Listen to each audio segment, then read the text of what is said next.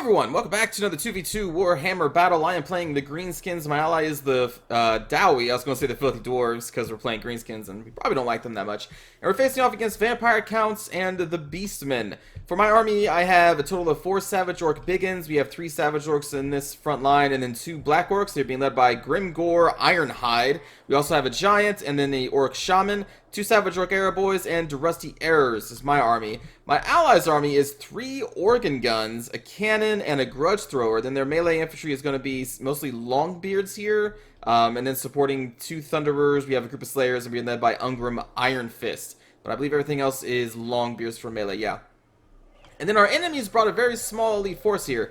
For the Beastmen, we have a line of Minotaurs with shields. They're being led by a Beast Lord on the chariot, I believe? Yeah, on the chariot. You can also see 2 Blood Knights in the forest. And then over here we have 3 Cygors, and that's going to be the rest of the Beastmen army. And the Vampire Count, of course, had those Knights. They have this Strigoi Ghoul King on a Terrorgeist. They have a normal Terrorgeist. We have the renowned units of the Vargeist and a normal Vargeist, and then 2 Crypt Horrors.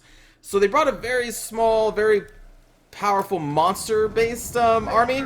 So I'm just going to kind of get in defensive positions around my allies' organ guns, like over here and over here. I'm moving my archers over here to support a fight around their organ guns, because I'm assuming the enemy is going to want to try and charge them and shut them down. You can already see, it's only been like 15 seconds, but 3 organ guns and then this cannon and grudge thrower have already almost totally destroyed 2 crypt horrors before like the fights even started. Those 3, like, no one expects triple organ guns. I didn't expect triple organ guns. When I started this match, I was like, wait a minute, they have 3 organ guns? Okay. Then we also have Thunderers shooting into these Vargeist over here, Terrorgeist going over here. Meanwhile, the Strigoi Ghoul King and these renowned Vargeist are coming over into the middle of my line as the Minotaurs are going to be coming out of the forest and smashing into my side. I brought up a defense formation here. Instead of having a long formation, I just kind of pulled back a little bit. And now we're engaging the Minotaurs with our Savage Orcs. I'm going to be disengaging this Black Orc from the Strigoi Ghoul King. And there's so much stuff going on. So over here we have Crypt Horror dying. Terrorgeist is over here surrounded by Longbeards. Over here, the Strigoi Ghoul King landed in the middle of the Black Orcs along with these guys, and I immediately stuck Grimgore on them, my Giant on the Strigoi Ghoul King, and we are being buffed by the Orc Shaman with the Here We Go. We got Savage Orcs over here dealing with the Crypt Horror and the summoned Crypt Ghouls. Bringing more Savage Orc reinforcements over here on the right flank to try and stop this charge, the Blood Knights, and then the 4 Minotaurs and the Beastmen. So these are Savage Orcs against Beastmen. And I am disengaging from the Strigoi Ghoul King with our Black Orcs, trying to get behind these Blood Knights, and we're going to sandwich them in between the 2 Black Orcs is what's going on right here. This Blood Knight is pulling back, I'm assuming, to try and get a defensive posture to protecting these 3 Cygors who are throwing their rocks. I think mostly at my Black Orcs right now. And again, my archers were back here, and they're going to be starting to focus fire on the Minotaurs. It's a very quick match, so I kind of need to explain everything that's going on here. So we're going to already basically kill the Strigoi Ghoul King because he had a Giant and Grimgore Ironhide on him. Minotaurs have pierced through our first line of Savage Orcs, but we're just kind of following them in, coming in behind them now. Being pinned down by more Savage Orcs here, and now I'm going to get our Giant and Grimgore over here, and he's going to be casting the whenever he gets over here. That's the official Orc wall. That's how they sound like. Don't make fun of me. So the wall's going to be coming down here soon, and there's the wall. We're buffing up both of our Black Orcs, our Giant, and our Savage Orcs against these Minotaurs. Meanwhile, the Cygors are dealing a significant amount of damage to my Black Orcs. Who are they firing at? At one point, I thought they were firing at my Black Orcs. I guess they're firing at the Longbeards now, too. Terrorgeist is being focused down by the organ gun, or actually just by Longbeards, looks like, and the Thunderers here. And so with all of these Savage Orc biggins that have a bonus versus large, and the fact that the Minotaurs with shields are not armored, really, they only have 30? 45, I'm sorry, they have 45 armor. Still not that high, so the Savage Orcs just really dealt a beating, but we also did get a lot of damage dealt in return.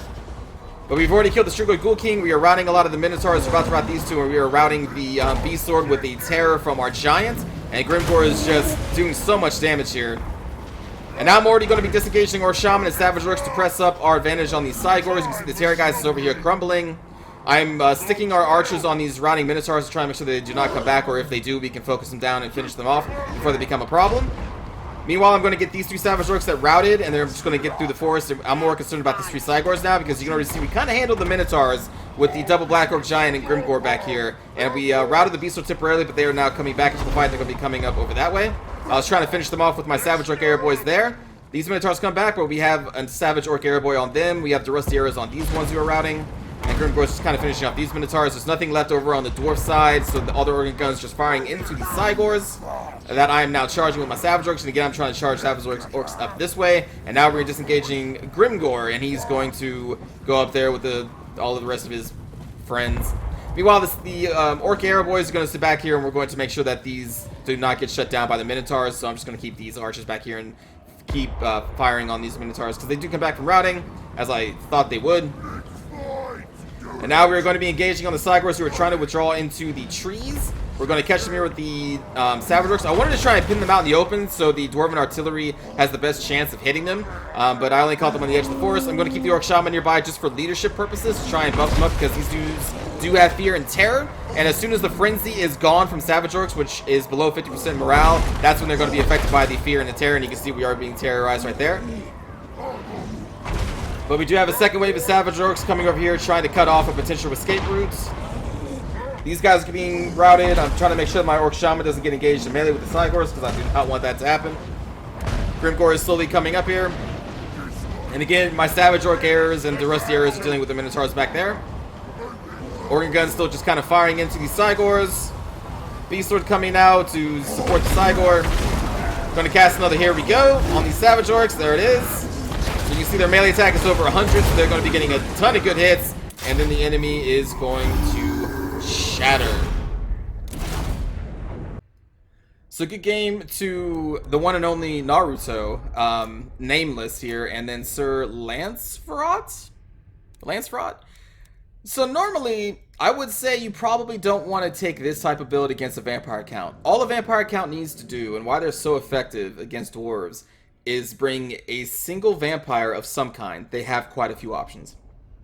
On a flying mount, and fly them over this kind of army, and just spam a bunch of Raised Dead to silence these guns as their army approaches and then crushes them.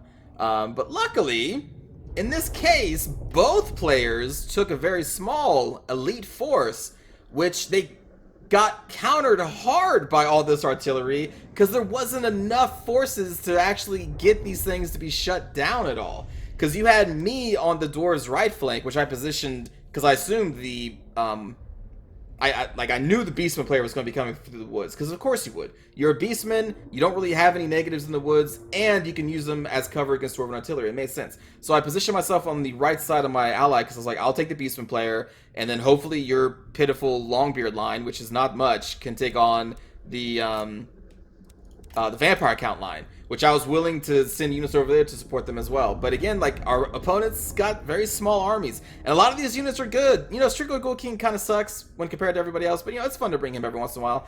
The Vargeist, I would say, you know, welcome to the learning corner. I would say don't bring Vargeists against dwarves or greenskins, especially not against both of them. Vargeists can excel at killing dwarven artillery crews. The problem is, though, there's always going to be Slayers back there, and Slayers can do really well against the Vargeists, and they're kind of too expensive to shut down the Dwarven Artillery crews. All you really need, again, is just a Flying Lord with Raised Dead. That's all you need. And then you can stop almost all Dwarven Artillery. Or if you want to get crazy, get the Puppies. They're cheap, they won't break, they will crumble, but they're a much cheaper way of shutting down artillery crews, and this is really the only thing that Vargeists can excel at killing.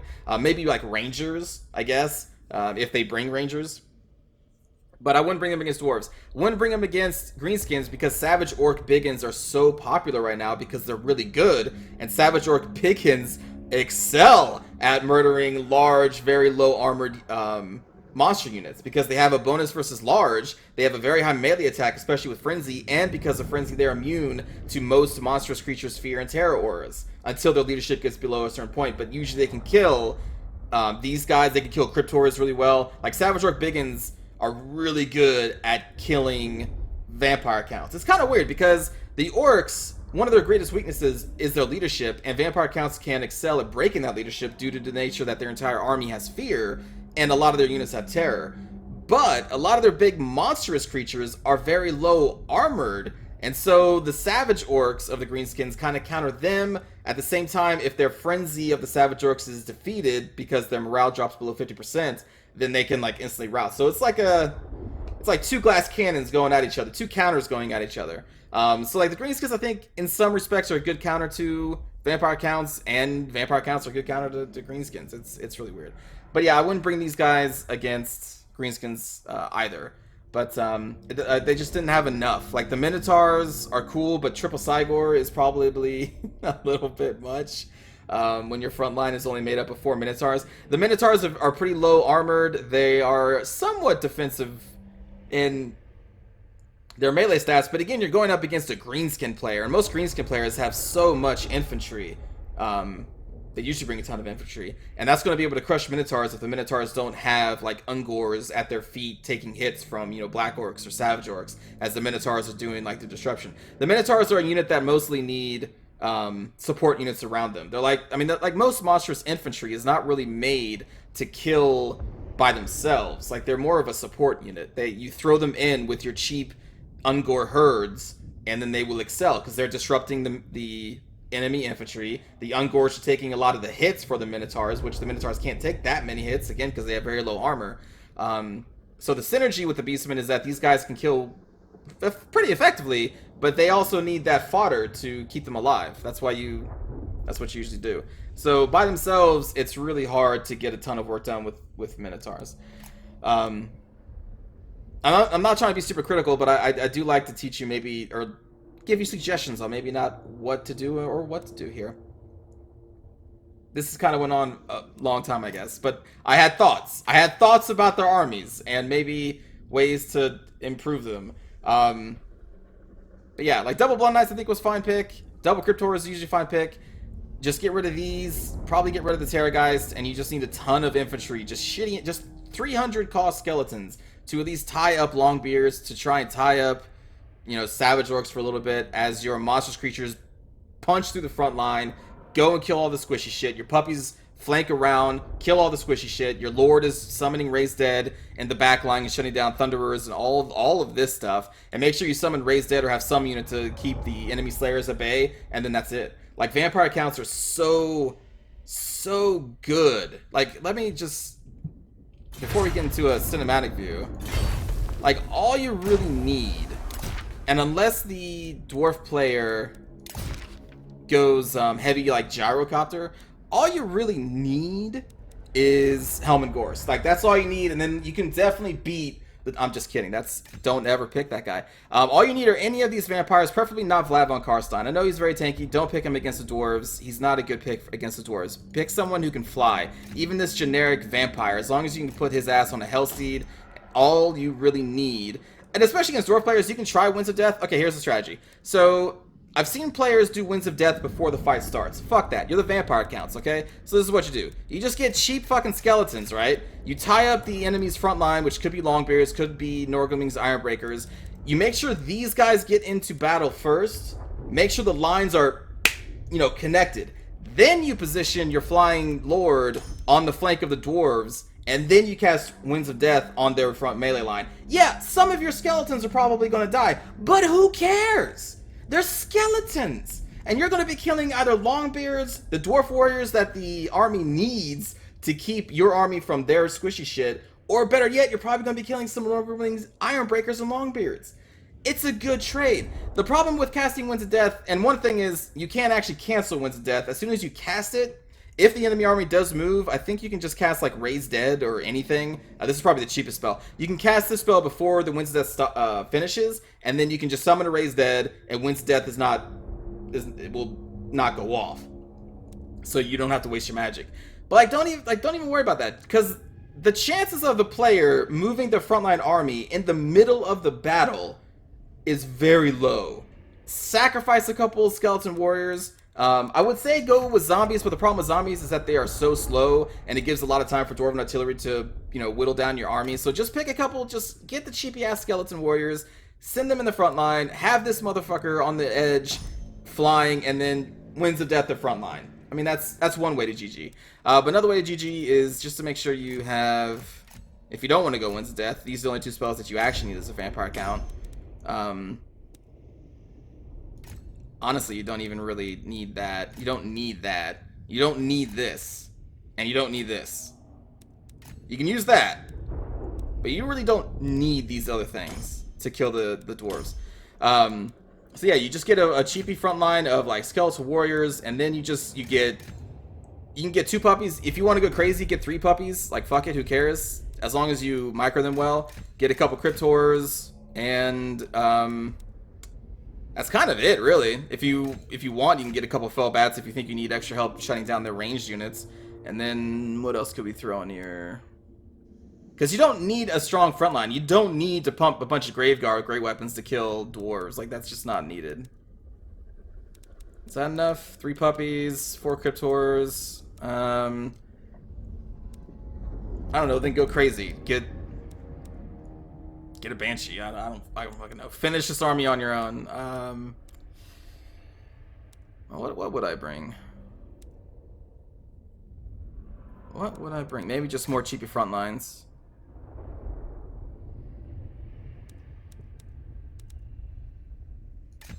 And then a puppy. But yeah, don't get a zombie. They're too slow. Or you can maybe just take off all that stuff and then just replace it with a Claw of Nagash. It's just risky though, because the Claw of Nagash is going to be focused down by their artillery most likely. But if you have this type of army with 3 puppies, like, there's a lot of targets for them to take. So these guys just engage their front line. The cryptors, if you want them to, they can kill the dwarven front line with the Claw of Nagash. The puppies pierce through because they can run through anything. They go help snipe the lords or anything you need them to. And if you keep these guys in the back line, like on the dwarf artillery crews, then all you need to do is summon a bunch of raised dead with this vampire lord to put fodder between them and the slayers and anyone else who wants to kill the puppies. And then this army, I haven't played this army personally, but I like 100% guarantee you this can crush most dwarf armies, like that. All you gotta do is micro it well. Throw these guys front line. If you want to, you can do the Wind's Death. If not, just fly this dude over the enemy army. You may even want to just take like Manfred, or any of these flying vampire lords works with this. Or again, you can just take Helmengorst and lose the game. But yeah, there you go. There's a sample army. Can crush dwarves like 24/7 unless they go heavy gyrocopters. That's a problem. But if they don't, then this is a really easy way to kill dwarves. Anyway, so I think that's all I wanted to say. I've been talking a lot. Let's watch a cinematic view. You know, going back to that vampire count build, if you want to be a real asshole, you can get, on top of the vampire lord, get 2 necromancers with only invocation of Neck, and I mean only. Take off most of, like, all of their traits, their abilities that make them super cheap, because they're like 300 or 400 with raised dead. Get them with your front line as well, and then just spam a bunch of raised dead on the front lines and in their back lines. If you want to be a real asshole about it and totally like be a dwarf abuser, you can do that too.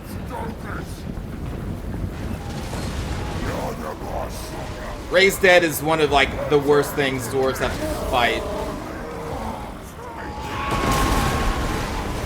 What up, Grimgore? Mess him up. Whoa, stop. Or is that Bill? I can't remember. Actually, I think it's Bill.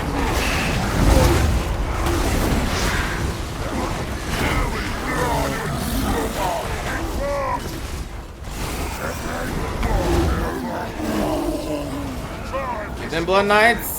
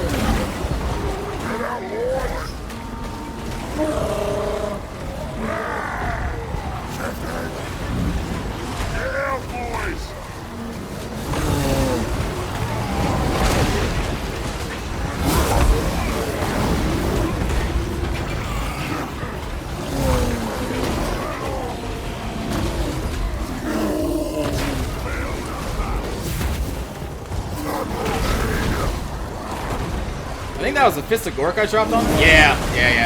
A giant with the Fist of Gork is it's pretty good.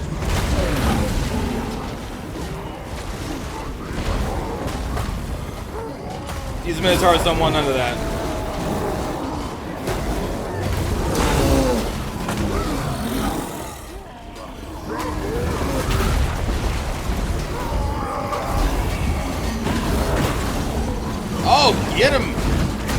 Grimgore?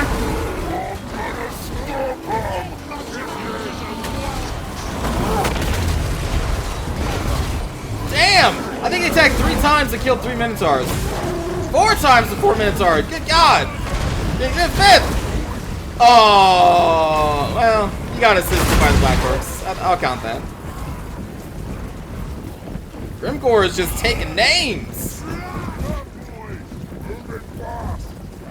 Mainly his own name, because he just loves people saying it.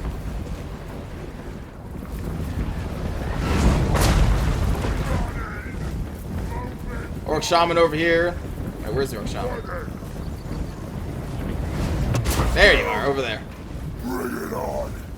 Moving fast.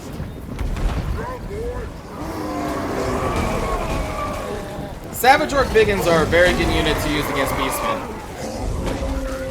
Such a good unit against Beastmen.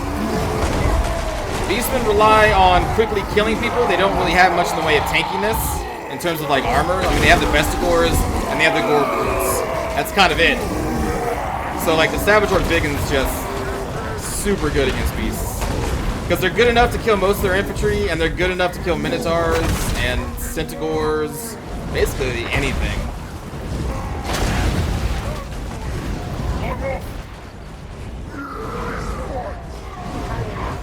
And they were like, nope, we're going to cut you off with more Savage Orcs.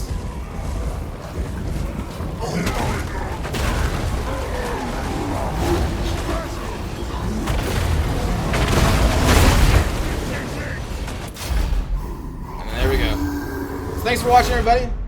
Hope you enjoyed. And I will see you all next time. Take care.